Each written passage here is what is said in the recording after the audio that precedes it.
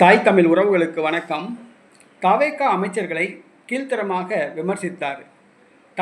தவேக அமைச்சர்களை கீழ்த்தரமாக விமர்சித்தார் என்ற தலைப்பில் இந்த காணொளியை நாம் காண்கிறோம்.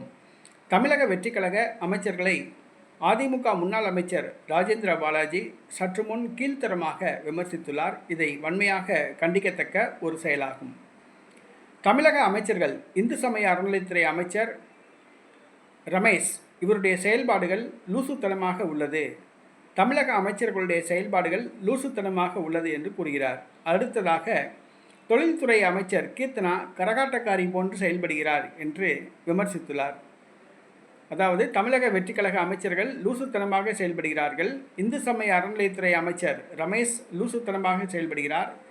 தொழில்துறை அமைச்சர் கீர்த்தனா கரகாட்டக்காரி மாறி செயல்படுகிறார் என்று அதிமுக முன்னாள் அமைச்சர் ராஜேந்திர பாலாஜி விமர்சித்துள்ளார்.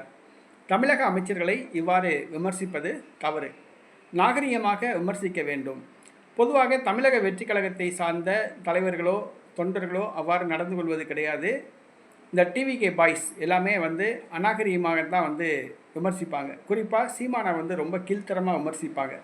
ஏன்னா அவங்களுடைய வளர்ப்பு அப்படி, தமிழக வெற்றி கழக தொண்டர்களுடைய வளர்ப்பு அப்படி. அதனால் அவங்க கீழ்த்தரமாக விமர்சிக்கிறாங்க.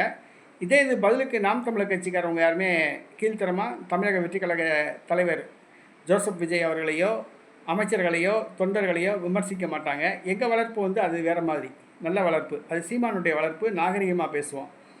ஆக தற்பொழுது அதிமுக முன்னாள் அமைச்சர் ராஜேந்திர பாலாஜி தமிழக அமைச்சர்களை கீழ்த்தரமாக விமர்சித்துள்ளார். இது தவறு. அது யாராக இருந்தாலும் நாகரிகமாக விமர்சிக்கணும். மாற்றான் தோட்டத்து மல்லிகைக்கும் நல்ல மனம் உண்டு, அண்ணா சொல்லியிருக்காப்புல. அதை புரிந்து கொள்ள வேண்டும்.